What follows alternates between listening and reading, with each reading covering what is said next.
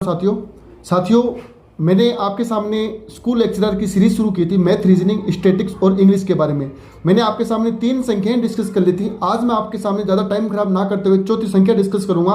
दोस्तों मैं आपको बता दूं, आरपीएस ने 40% का नियम करके हर बच्चे में गड़बड़ाहट पैदा कर रखी है। तो वो अपन 40% के नियम के क्राइटेरिया को पार करते हुए मैंने ये डिसाइड किया है कि आपके 15 प्रश्न 75 क्वेश्चन में से 40%, 15 प्रश्न आपका एक सिंगल क्वेश्चन भी गलत ना हो, इसके लिए मैंने आपको निःशुल्क ये सीरीज शुरू की है मैथ, रीजनिंग, इंग्लिश व स्टैटिक्स की। तो दोस्तों देखिए, मैंने आपके सामने 3 संख्या डिस्कस की थी। कौन कौन सी संख्या डिस्कस की थी? एक संख्या डिस्कस की थी मैंने आपके सामने प्राकृत संख्या, दूसरी संख्या डिस्कस की थी मैंने आपके सामने पूर्ण संख्या, और तीसरी संख्या डिस्कस की थी मैंने आपके सामने पूर्णांक संख्या। ये तीनों संख्या मैंने डिटेल से आपके सामने डिस्कस की थी। प्राकृत संख्या आपको पता कहाँ से शुरू होती है? प्राकृत संख्या शुरू होती है 1 से शुरू होती है और अनंत तक चलती है, जबकि पूर्ण संख्या मेरी शुरू होती है 0 से शुरू होती है और अनंत तक, और इसमें 0 भी शामिल है, प्लस भी शामिल है और माइनस भी शामिल है। इसका मतलब ऋणात्मक, धनात्मक और शून्य सभी की सभी संख्याएं शामिल है। तो दोस्तों ज़्यादा टाइम खराब ना करते हुए मैं आपके सामने चौथी संख्या के बारे में आज डिस्कस करूंगा।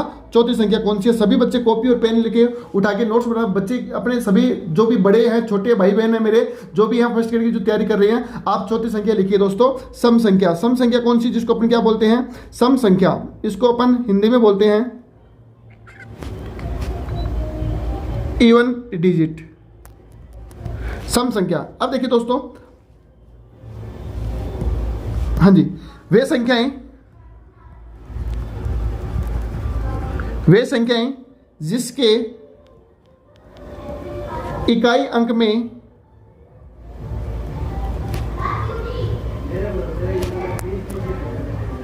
दो का पूर्णतः भाग चला जाए, वे संख्याएं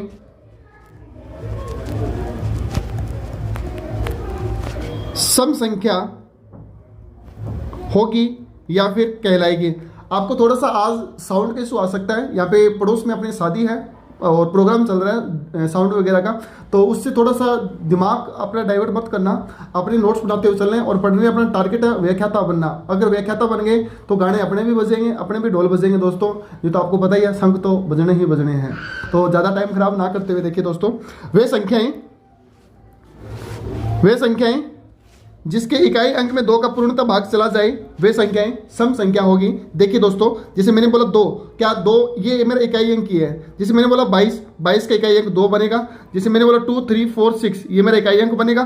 1, 2, 6, 8 ये मेरा इकाई अंक बनेगा। देखिए दोस्तों, इकाई अंक में 2 का भाग पूरा जा रहा है, इसका मतलब ये मेरी सारी की सारी कौन सी संख्या है? ये मेरी सारी सम संख्या है। सम संख्या बोलते हैं जैसे 2, 4, 6, 8, 10 ये चलती रहेगी अनंत तक, इसका मतलब ये मेरी कौन सी संख्याएं हैं? सम संख्याएं हैं दोस्तों, इस बात को ध्यान रखना। अगर संख्या के अंत में 0 आ जाए, क्या आ जाए? 0 आ जाए, तो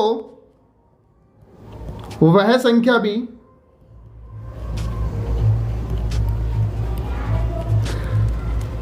सम संख्या मानी जाएगी। कौन सी संख्या मानी जाएगी? सम संख्या मानी जाएगी। अब ये होती है सम संख्या। सम संख्या विशेष तौर से मैं नोट बना देता हूं, एक जो आरपीएससी एग्जाम में पूछ ही लेती है, कई बार पूछा हुआ ये सवाल।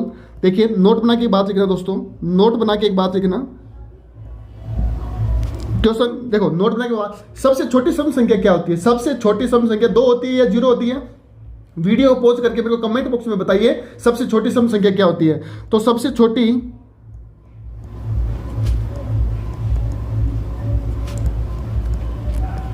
सम संख्या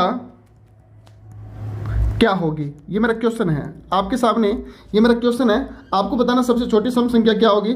ऑप्शन दे दिया मैंने, 0, 2, अनंत और 1। तो आपको बताना सबसे छोटी सम संख्या क्या होगी। तो बताओ दोस्तों क्या होगी। अब देखिए दोस्तों, आपको नोट लगा के बात लिखनी है। मैं नोट लगा के बात लिख देता हूं, स्पेशल नोट है ये। सबसे छोटी सम संख्या, एक सेकंड दोस्तों, सबसे छोटी सम संख्या 2 होगी। सबसे छोटी सम संख्या कौन सी होगी? 2 होगी। सबसे छोटी सम संख्या 2 होगी, जबकि 0 भी सम संख्या है। ये लीजिए दोस्तों, सबसे इंपॉर्टेंट बात, इस बात को हाईलाइट कर लेना आप कि सबसे, एक सेकेंड दोस्तों, ये क्या हो गया, हाईलाइट करने से तो इरेज होता है, ये तकड़ी बात है इसकी भी। सबसे छोटी सम संख्या 2 होगी, जबकि 0 भी मेरी एक सम संख्या है। इस बात को आप गौर से देख लेना दोस्तों। सबसे छोटी सम संख्या क्या कहलाएगी मेरी? 2 कहलाएगी। डायरेक्ट याद रखना, सबसे छोटी सम संख्या 2 होती है, 0 भी एक सम संख्या है। क्लियर है दोस्तों? ये अपनी सम संख्या अच्छे से डिटेल से अपनों ने कवर कर लिए। अब अगली संख्या डालिए, हेडिंग 5 नंबर संख्या के बारे में। विषम संख्या। कौन सी संख्या? विषम संख्या, जिसको अपन बोलते हैं कौन सी संख्या? इवन डिजिट बोलते हैं। विषम संख्या, इसको बोलते हैं अपन ओड डिजिट। कौन सी डिजिट बोलते हैं? Odd digit. ओड डिजिट्स बोलते हैं विषम संख्या या विषम संख्याएं, जिसको अपन क्या बोलेंगे? ओड डिजिट्स बोलेंगे। क्या बोलेंगे? ओड डिजिट बोलेंगे। इसकी परिभाषा फटाफट लिखिए दोस्तों।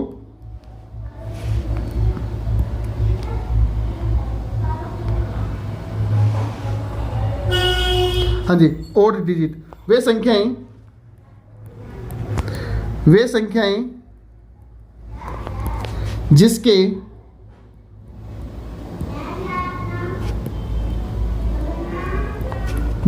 जिसके इकाई अंक में 2 का भाग पूर्णतः विभाजित न हो या पूर्णतः भाग न जाए, वे संख्या कौन सी कहलाएगी? अपनी विषम संख्या कहलाएगी। जैसे मैं बोलता हूं आपके सामने एग्जाम्पल के तौर पे 1, 3, 5, 7, 9, इस तरीके से ये मेरी चलती रहेगी। ये मेरी कौन सी संख्याएं हैं? विषम संख्याएं हैं। कौन सी संख्याएं दोस्तों? विषम संख्याएं हैं। इस बात को आप गौर से देख लेना। सम संख्या विषम संख्या दोनों देख ली मैंने आपके सामने। विषम संख्या इतना ही पूछा जाता है, ज़्यादा नहीं पूछा जाता। अब देखिए दोस्तों, मैं आपको छठी संख्या के बारे में डिस्कस करता हूं, जो भाज्य संख्या अभाज्य संख्या के बारे बाद में ली जाती है संख्या, सह अभाज्य संख्या। मैं उसको पहले डिस्कस कर लेता हूं। सह अभाज्य संख्या कौन सी होती है? देखिए दोस्तों, हेडिंग डाल लेना सभी बच्चे। सह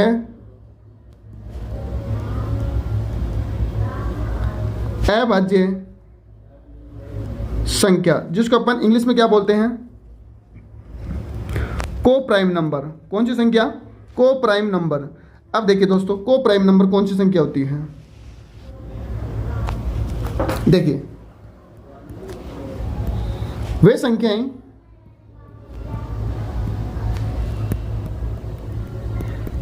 देखिए हो गया, वे 2 संख्याएं, एक सेकंड दोस्तों, हाँ जी, वे दो संख्याएं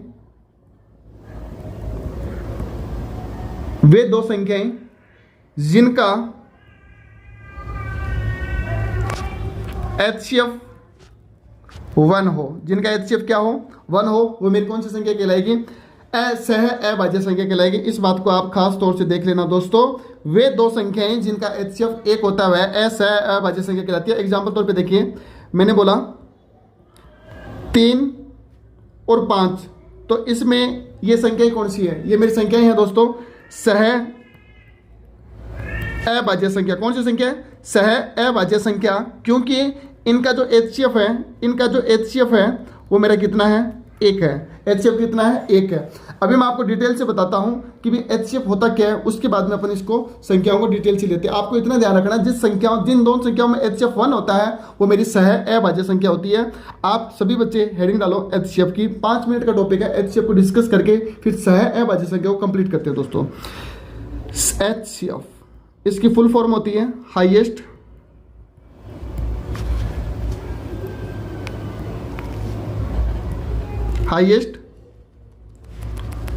कॉमन फैक्टर। 2 मिनट का टॉपिक है, या 2-3 मिनट लगेंगे, ज़्यादा नहीं लगेंगे इसमें। इसको अपन करते हैं, इसको बोलते हैं अपन महत्व समावर्त्य बोलते हैं। अब देखिए दोस्तों, HCF के अंदर इसकी परिभाषा देख लेते हैं अपन HCF की, महत्व समावर्त्य की।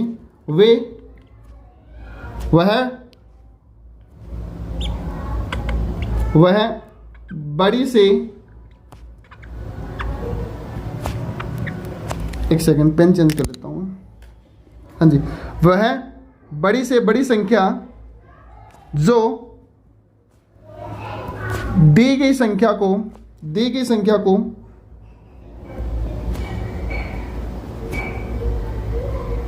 पूर्णतः विभाजित कर दे वह एचसीएफ होगा। जैसे मैंने बोला 15, 20, इनका एचसीएफ क्या होगा? 15 और 20 में ऐसी बड़ी से बड़ी संख्या सिलेक्ट करो जो 15 को भी विभाजित कर दे और 20 को भी विभाजित कर दे। तो अपने दिमाग में आके सर 20 ही ले लेते हैं, लेकिन बेटा 20 तो 20 में भाग देगा, लेकिन 20 15 में भाग नहीं देगा। और कोई बोलेगा 15 ले लेते, 15 15 में भाग देगा, 15 20 में भाग नहीं देगा, तो ये तो हो ही नहीं सकता। तो ऐसी बड़ी से बड़ी संख्या सिलेक्ट करनी है जो दोनों को भाग दे दे।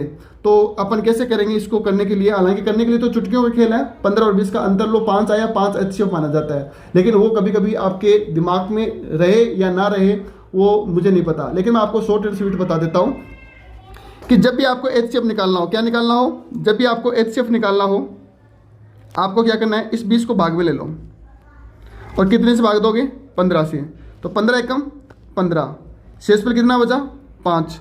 अब वापस भाग लगाना पड़ेगा। ये जो 15 लिखा हुआ है इसको यहाँ लिखे हो, 15 का भाग दिया, कितने में गया? 5 3 जा 15। अब शेषफल क्या बचा मेरे पास में? 0। जब तक शेषफल 0 ना बचे तब तक छोड़ना नहीं है, चलते रहना है। अब बताइए जो लास्ट में जो भाग दिया गया वो किसका दिया गया? 5 का दिया गया। ये मेरा 5 क्या कहलाएगा?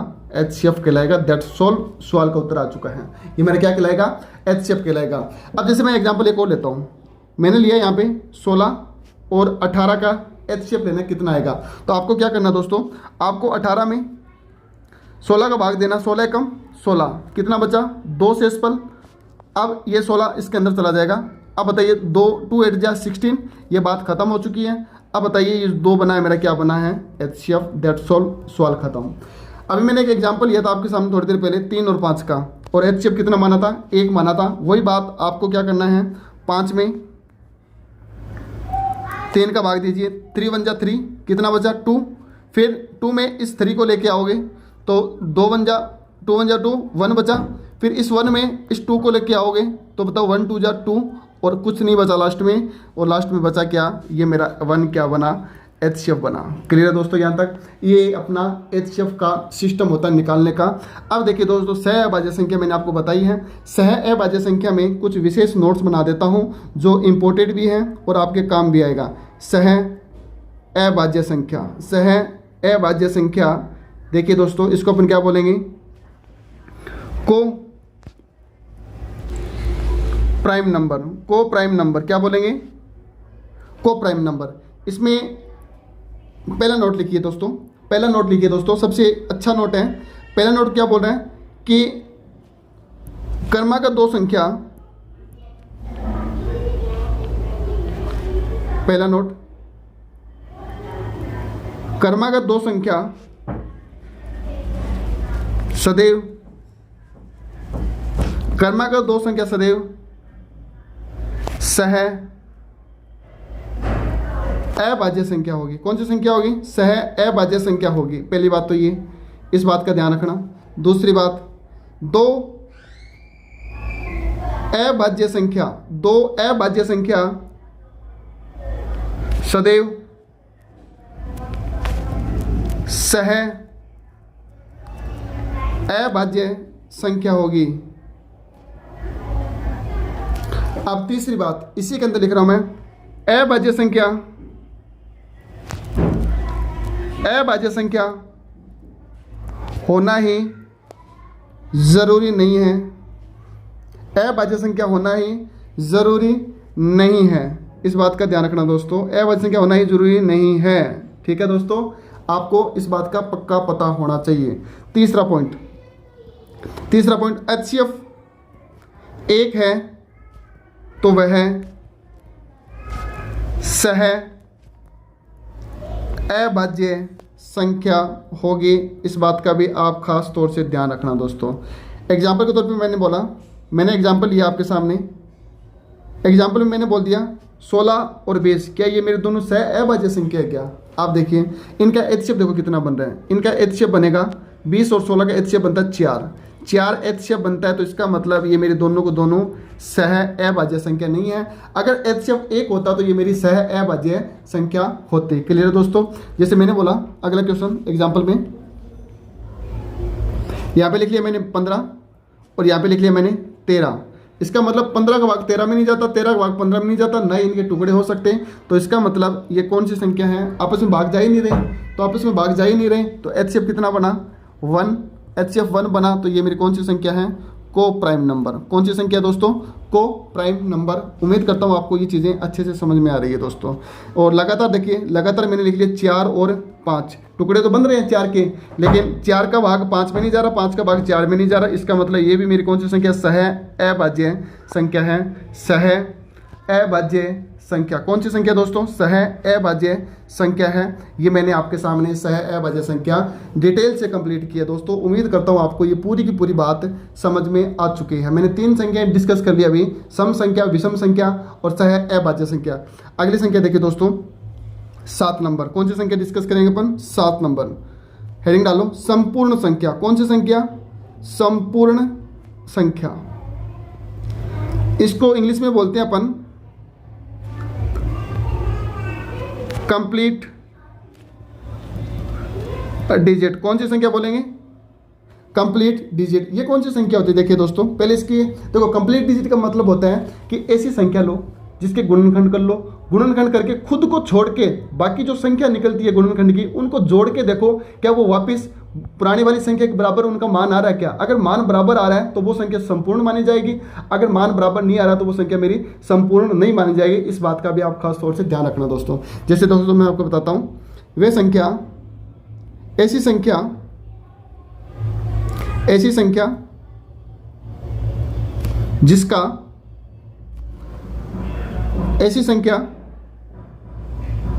जिसका गुणनखंड करने पर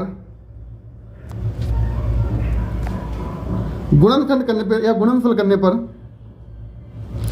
करने पर खुद को छोड़कर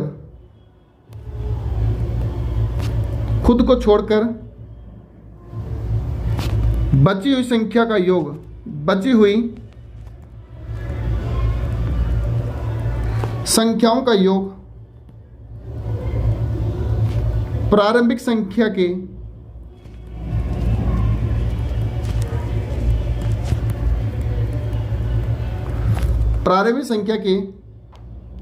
बराबर आए तो वह संपूर्ण संख्या होगी। कौन सी संख्या होगी, संपूर्ण संख्या होगी, जिसको अपन बोलते हैं कंप्लीट डिजिट। अब देखिए दोस्तों एग्जांपल के तौर पे मैंने बोला आपके सामने एग्जांपल ले लेते हैं। निम्नलिखित में से आरपीएससी के अंदर ये सवाल पूछ लिया जाता है, निम्नलिखित में से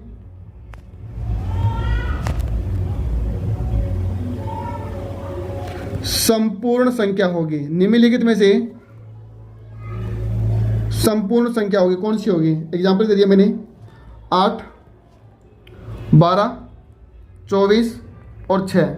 अब देखते हैं दोस्तों इसमें से कौन सा उत्तर इसका होगा। अब इसके टुकड़े करते हैं 8 के टुकड़े होंगे 1, 2, 4 और 8। अब 8 को छोड़ दो, इस 8 को छोड़ दो, बाकी के देखो योग कितना बन रहा है, 1, 2, 3 और 4, 7। अगर इनका योग 7 बन रहा है, लेकिन 7 इक्वल नहीं है 8 के, तो इसका मतलब मेरी 8 ये संपूर्ण संख्या नहीं है। इस बात को डिटेल से देख लेना दोस्तों। अगला क्वेश्चन मैंने बोला 12 के टुकड़े कितने बनेंगे, 1 से 12 में 1 का भाग जाता है, 12 में 2 का भाग जाता है, 12 में 3 का भाग जाता है, 4 का भाग जाता है, 6 का भाग जाता है, 12 का भाग जाता है। इस 12 को छोड़ दो, इनको जोड़ लो, 6, 4, 10, 10, 3, 13, 2, 15, 1, 16। ये भी मेरी संपूर्ण संख्या नहीं है, क्योंकि योग बराबर आ ही नहीं रहा, तो अपन ये संपूर्ण संख्या नहीं बोल सकते। इसी प्रकार से 24 का देखोगे तो 24 भी मेरी संपूर्ण संख्या निकलेगी या नहीं निकलेगी, उसको देखते हैं अपन। 24 में 1 का भाग जाता है, 2 का भाग जाता है, 3 का जाता है, 4 का जाता है, 6 का जाता है, 8 का जाता है, 12 का जाता है, 24 का जाता है। इनका भाग जाता है, लेकिन 24 को छोड़ दो आप तो 12 और 8 20, 26, 34, ये तो जा ही नहीं रहा, तो इसका मतलब 24 भी मेरा संपूर्ण संख्या नहीं होगी। अब बची कौन सी संख्या, 6 बची। इस 6 के टुकड़े करो, 1 2 3 सॉरी दोस्तों 6।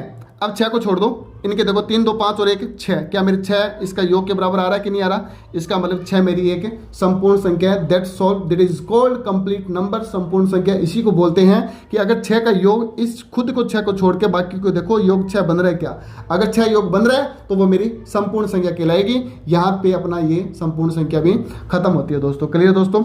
अब मैंने आपके सामने कितनी संख्या डिस्कस कर दी? 7 संख्या डिस्कस कर ली, संपूर्ण संख्या भी डिस्कस कर ली। अब देखिए दोस्तों अगली संख्या पे आ जाओ, 8 नंबर संख्या पे, जो वेरी वेरी इंपॉर्टेंट संख्या है उसको अपन डिस्कस करते हैं, आराम से करते हैं, कहीं जाने की जरूरत नहीं है। देखिए दोस्तों हेडिंग डाल लो, भाज्य संख्या। कौन सी संख्या? भाज्य संख्या। कौन सी संख्या है दोस्तों? ये भाज्य संख्या। भाज्य संख्या बोल दो इसको, चाहे अपन इसको यौगिक संख्या बोल दो, चाहे इसको अपन संयुक्त संख्या बोल दो। कौन सी संख्या? संयुक्त संख्या बोल दो, चाहे इसको अपन कंपोजिट नंबर बोल दो। ये इसके नाम हैं, इनको आपको ध्यान में रखना है। भाज्य संख्या बोल दो, यौगिक संख्या बोल दो, संयुक्त संख्या बोल दो और कंपोजिट नंबर बोल दो। ये इसके नाम हैं, खास तौर से ध्यान रखना दोस्तों इन संख्या के बारे में। अब देखिए दोस्तों इसकी परिभाषा देखते हैं। भाज्य संख्या वे संख्या, ऐसे मत लिखो आप, ऐसे लिखो,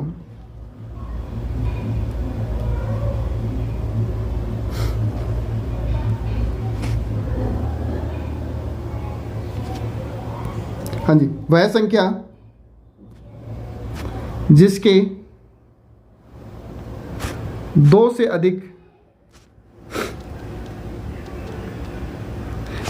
अधिक गुणनखंड हो। क्या हो? 2 से अधिक गुण। ऐसे मत लिखो आप एक काम करो,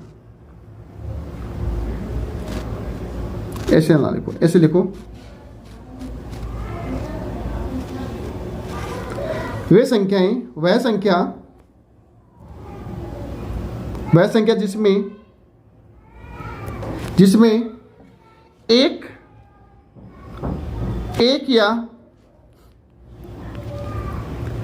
या खुद के अलावा भी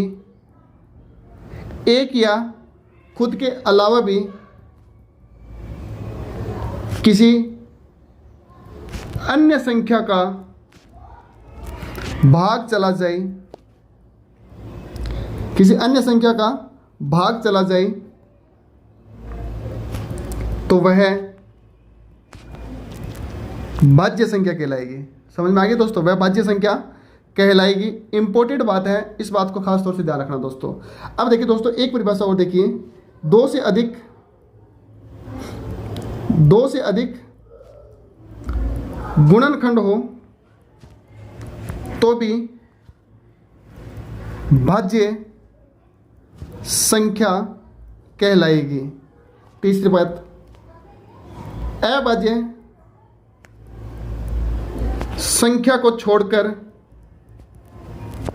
संख्या हो तो भी मेरी भाज्य संख्या कहलाएगी। कौन सी संख्या कहलाएगी? भाज्य संख्या कहलाएगी। ये लीजिए दोस्तों, मैंने तीनों की तीनों परिभाषा एक ही पॉइंट में समायोजित कर दी।